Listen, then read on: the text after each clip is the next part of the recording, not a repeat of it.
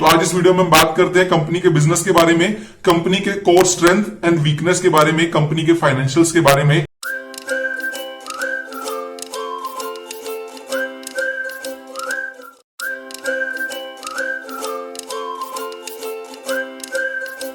Company काम क्या करती है।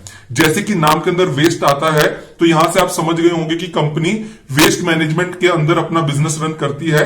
लेकिन ये पूरा बिजनेस कैसे काम करता है, मैं आपको बहुत ही आसान भाषा में समझाता हूं। तो दोस्तों, कंपनी का बिजनेस समझने के लिए मैं आपको बहुत ही आसान भाषा में एक एग्जांपल देता हूं कि आपके घर के अंदर जब भी आप सारी चीजें यूज करते हैं तो वहां से वेस्ट निकलता है, और उस वेस्ट का आप क्या करते हैं, कोई उस वेस्ट को आप एक जगह पे डालते हैं। अगर आप अपनी सोसाइटी में रहते हैं तो सोसाइटी के वेस्ट कलेक्शन के अपने नॉर्म्स होते हैं जहां पे वेस्ट को इकट्ठा किया जाता है, और उस वेस्ट को इकट्ठा करने के बाद म्युनिसिपैलिटी की लोकेशन से उठा के वहां से कुछ कंपनीज ऐसी होती हैं जो सॉलिड वेस्ट को वहां से ले जाके एक ऐसी लोकेशन पे लेके जाती हैं जहां पे उस वेस्ट का कलेक्शन किया जाता है। इसके बाद उसको प्रोसेस किया जाता है, और प्रोसेस करने के बाद उनको एक प्रॉपर नॉर्म्स के साथ बरी किया जाता है। ये होता है वेस्ट का एंड टू एंड मैनेजमेंट, और यहां पे इसको बोलते हैं लैंडफिल कंस्ट्रक्शन। तो लैंडफिल का कंस्ट्रक्शन किया जाता है जहां पे पूरे सॉलिड वेस्ट को म्युनिसिपैलिटी से लेके जाके वहां पे इकट्ठा करके उनका प्रोसेस करके इसके बाद उनको बरी किया जाता है। तो यहां पे बहुत सारी कंपनीज होती हैं जो ये पूरा एंड टू एंड इसको हैंडल करती हैं, यानी कि म्युनिसिपैलिटी से वहां से उसका ट्रांसपोर्ट करने के बाद वहां पे कंस्ट्रक्शन करना ताकि उसका अच्छे तरीके से प्रोसेसिंग की जा सके, और उसके बाद उसका एंड टू एंड मैनेजमेंट करना। तो अगर हम इस कंपनी की बात करते हैं तो कंपनी यही बिजनेस करती है जिसके बारे में मैंने आपको एग्जांपल देके अभी समझाने का ट्राई किया। तो अगर मैं वापस इसके बारे में बताऊं तो कंपनी इंडिया की सॉलिड वेस्ट मैनेजमेंट की सेकंड सबसे बड़ा प्लेयर है, जो वेस्ट का ट्रांसपोर्टेशन करता है, कलेक्शन करता है, इसके बाद उसका प्रोसेसिंग करता है, और प्रोसेसिंग करने के बाद उसको बरी करता है। तो ये हुआ इस कंपनी का बिजनेस के बारे में पूरे हाइलाइट्स जो मैं आपको समझाना चाहता था। तो दोस्तों, अगर मैं यहाँ पे कंपनी के बिजनेस के कुछ हाइलाइट्स की बात करूं जो आपके लिए इंपॉर्टेंट होने चाहिए, वो ये कि कंपनी के इंडिया में 25 प्रोजेक्ट्स रनिंग है। इसके अलावा 18 प्रोजेक्ट्स ऑनगोइंग है, यानी कि आने वाले टाइम में वो भी प्रोसेसिंग में चले जाएंगे। इसके अलावा कंपनी के पास 1100 से ज्यादा के व्हीकल्स हैं जो यूज करते हैं वेस्ट को ट्रांसपोर्टेशन करने के लिए। इसके बाद अगर मैं बात करता हूं कंपनी के इंप्लॉयज की, तो कंपनी के पास 7000 से ज्यादा एक्टिव इंप्लॉयज भी हैं। तो ये बताता है कि जो कंपनी का ओवरऑल साइज है वो काफी बड़ा है, और कंपनी के काफी सारे जो ऐसे बड़े बड़े प्रोजेक्ट्स हैं वो करंटली रनिंग है। और इसके अलावा कंपनी और ऐसे प्रोजेक्ट्स भी बना रही है जो आने वाले टाइम में इनके रेवेन्यू के अंदर कंट्रीब्यूट करेंगे। तो दोस्तों, अगर हम यहां से बात करें कि कंपनी का जो पूरा पैसा आता है, जो कंपनी के मेजर क्लाइंट्स हैं वो इंडिया की म्युनिसिपैलिटीज हैं, क्योंकि म्युनिसिपैलिटीज की जिम्मेवारी होती है वेस्ट को कलेक्ट करना, और उसके बाद वो इन कंपनीज को पे करते हैं, जैसे कि एंथनी वेस्ट को, ताकि वो उनका वेस्ट को उठा के एक ऐसी जगह पे प्रोसेस करें ताकि वेस्ट का एक सही तरीके से डिस्पोजल हो सके। तो यहां से आपको समझ में आएगा कि कंपनी पूरे रेवेन्यू के लिए मेनली म्युनिसिपैलिटीज के ऊपर डिपेंडेंट है पूरे तरीके से। चलिए दोस्तों, बिजनेस के बाद बात करते हैं कंपनी के फाइनेंशियल्स के बारे में कि कंपनी फाइनेंशियली कैसा परफॉर्म करती है। और ये जानने के लिए सबसे पहले हम बात करेंगे कंपनी के रेवेन्यू के बारे में, कंपनी के प्रॉफिट के बारे में, और कंपनी के एसेट्स के बारे में। तो सबसे पहले मैं आपको बताता हूं कंपनी के रेवेन्यू के बारे में। अगर मैं बात करता हूं मार्च 2018 की, तो कंपनी का रेवेन्यू हुआ करता था 290 करोड़ का, जिसमें से कंपनी का जो प्रॉफिट था वो 39.8 करोड़ के आसपास का था। मतलब कि ऑलमोस्ट 40 करोड़ रुपए का कंपनी का पैट था फ्रॉम 290 करोड़ ऑफ रेवेन्यू। इसके बाद दोस्तों, अगर मैं बात करता हूं 2019 की, यानी कि 31 मार्च 2019 की, तो कंपनी का जो रेवेन्यू था वो थोड़े से अमाउंट से बढ़ के 290 करोड़ से बढ़ के 298 करोड़ हो जाता है, और कंपनी का प्रॉफिट 39 करोड़ से कम होके 34 करोड़ पे चला जाता है। मतलब कि कंपनी का टॉप लाइन बढ़ता है लेकिन बॉटम लाइन नहीं बढ़ता है। इसके बाद हम बात करते हैं 31 मार्च 2020 की, जब कंपनी का रेवेन्यू काफी अच्छे तरीके से बढ़ता है।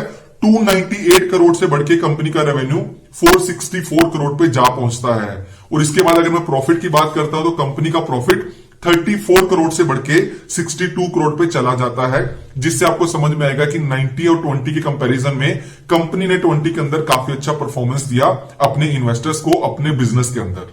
वहीं पर दोस्तों अगर मैं एसेट्स की बात करता हूं तो एसेट्स अगर आप पिछले 3 साल के देखते हैं तो कंपनी के एसेट्स हर साल काफी अच्छे तरीके से इंप्रूव हुए हैं। अगर मैं बात करता हूं 18 की तो कंपनी के जो टोटल एसेट्स थे वो 428 करोड़ के थे, नेक्स्ट ईयर 512 करोड़ और नेक्स्ट ईयर 672 करोड़ पे जा पहुंचते हैं। मतलब कि कंपनी के एसेट्स अच्छे तरीके से ग्रो किए हैं। कंपनी का प्रॉफिट अगर हम 18 से लेकर 20 के बीच की बात करते हैं तो वो भी अच्छे तरीके से ग्रो किया है और कंपनी का ओवरऑल टॉप लाइन में भी हमें एक अच्छी ग्रोथ देखने को मिलती है इन टर्म्स ऑफ फाइनेंशियल्स। दोस्तों इसके बाद अगर मैं बात करता हूं प्राइस टू अर्निंग मल्टीपल की तो कंपनी का पी रेशो 12.98 का है, यानी कि ऑलमोस्ट 13 के आसपास का कंपनी का पी रेशो हमें देखने को मिलता है। तो दोस्तों इसके बाद बहुत इंपॉर्टेंट होता है आपके लिए ये जानना कि मैंने आपको पिछले 3 साल का रिजल्ट तो बता दिया, लेकिन अगर मैं पिछले 5 साल का सेल्स में सीएजीआर का ग्रोथ का बात करता हूं तो वो कितने % का निकल के आता है। क्योंकि आप एक ऐसी कंपनी में इन्वेस्ट नहीं करना चाहेंगे जिसका सेल्स 1 साल में 50% बढ़ता है लेकिन उसके बाद 5 साल तक नहीं बढ़ता। आप एक ऐसी कंपनी में इन्वेस्टमेंट करना चाहते होंगे जिसका सेल्स लगातार एक अच्छे अमाउंट से बढ़ता है। अगर मैं एंथनी वेस्ट की बात करता हूं तो कंपनी के सेल्स का जो सीएजीआर है वो 12% से ज्यादा का है पिछले 5 साल का, मतलब कि एक अच्छा नंबर माना जा सकता है। दोस्तों अगर हम रिटर्न ऑन इक्विटी की बात करें तो कंपनी का रिटर्न ऑन इक्विटी 21% से ज्यादा का है। डेट टू इक्विटी रेशियो की अगर मैं बात करता हूं तो वो 0.5 के आसपास का है। दोस्तों अगर सबसे पहले मैं प्रोज की बात करता हूं तो प्रोज इसकी इंडस्ट्री से ही निकल के आता है। तो आपको पता है कि कंपनी बिजनेस क्या करती है, कंपनी सॉलिड वेस्ट मैनेजमेंट का काम करती है और वो मेनली कहां से आता है, वो सिटी से निकल के आता है। और जैसे आपने देखा है कि जैसे ही इंडिया ग्रोथ की तरफ जा रहा है तो आने वाले टाइम में अर्बनाइजेशन होने के चांसेस और ज्यादा होते रहेंगे, यानी कि ज्यादा लोग सिटीज की तरफ मूव करेंगे तो ज्यादा अर्बनाइजेशन होगा जिसकी वजह से वेस्ट भी ज्यादा क्रिएट होगा और जब भी वेस्ट ज्यादा क्रिएट होगा तो कंपनी के लिए एक अपॉर्चुनिटी निकल के आती है। यहां पे अगर मैं आपको एक नंबर बताता हूं कि इस पूरी इंडस्ट्री का एस्टिमेट किया गया था 2018 के अंदर, तब इस इंडस्ट्री का साइज 3200 करोड़ था। लेकिन माना जा रहा है कि अगर ऐसे ही अर्बनाइजेशन होता रहा तो इसका फोरकास्ट किया गया है कि 2023 तक ओवरऑल इंडस्ट्री का साइज 3000 करोड़ से बढ़ के 6200 करोड़ हो जाएगा, यानी कि यहां पे 15% से ज्यादा का सीएजीआर ग्रोथ एक्सपेक्ट किया जा रहा है, जो कि एक बहुत ही बड़ा नंबर है।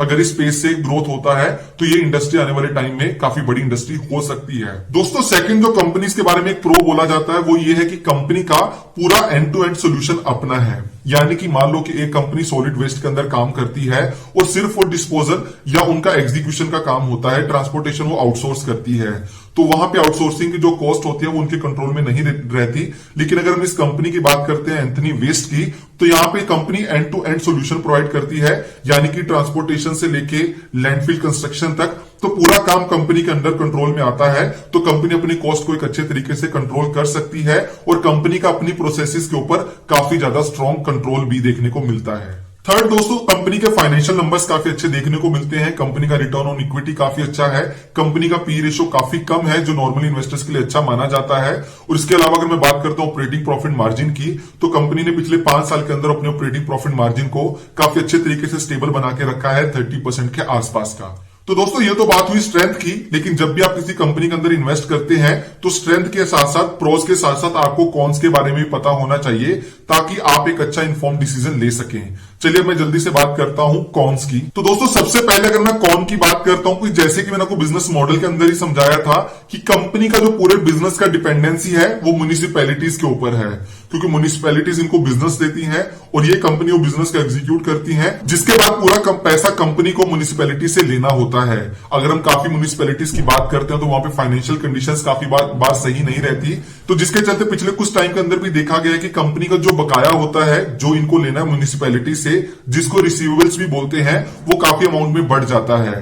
तो यहां पे छोटी सी ये प्रॉब्लम हो सकती है इनकी कोर डिपेंडेंसी जो कि म्युनिसिपैलिटीज के ऊपर है।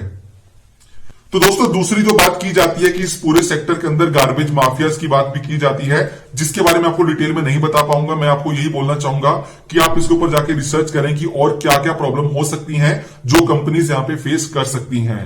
तो दोस्तों मैं आपको यहां पे आइडिया दे देता हूं कि जो पूरे इंडिया के अंदर बाकी सारी ऐसी इंडस्ट्रीज हैं बहुत ज्यादा अनऑर्गेनाइज्ड है, तो अनऑर्गेनाइज सेक्टर को ऑर्गेनाइज में लेके आने में अपॉर्चुनिटीज तो बहुत ज्यादा होती हैं, लेकिन वहां पे चैलेंजेस भी बहुत ज्यादा होते हैं, क्योंकि अनऑर्गेनाइज सेक्टर को ऑर्गेनाइज में कन्वर्ट करना एक आसान बात नहीं होती। तो यहाँ पे एक चैलेंज रहेगा कंपनी के साथ, तो आने वाले टाइम में पता चलेगा कि कंपनी उस चैलेंज को कैसे टैकल करती है। तो दोस्तों, मैं उम्मीद करता हूं कि आपको आज की वीडियो काफी पसंद आई होगी। हमने काफी सिंपल भाषा में आपको इस आईपीओ के बारे में बताने का ट्राई किया। अगर आपको कंपनी के फाइनेंशियल्स के अंदर, कंपनी के बिजनेस के अंदर एक लॉन्ग टर्म में ग्रोथ प्रोस्पेक्ट दिखता है, तभी इन्वेस्ट करें। अगर आप 2, 4 या 5 साल से कम के लिए इन्वेस्टमेंट करेंगे तो मैं गारंटी देता हूं कि आपके लॉस बनाने के चांसेस बढ़ जाएंगे। अच्छी कंपनीज को चूज करें, लॉन्ग टर्म के लिए इन्वेस्टमेंट करें और डिसिप्लिन वे में इन्वेस्टमेंट करें, तो लॉन्ग टर्म में आप पक्का एक अच्छी रिटर्न बनाएंगे। लॉस हम तभी बनाते हैं जब हम अपने डिसिप्लिन से दूर होकर स्पेकुलेशन के अंदर चले जाते हैं। इन सब चीजों का ध्यान रखिए, एक अच्छी इन्वेस्टमेंट करते रहिए और लॉन्ग टर्म में एक अच्छी रिटर्न बनाते रहिए।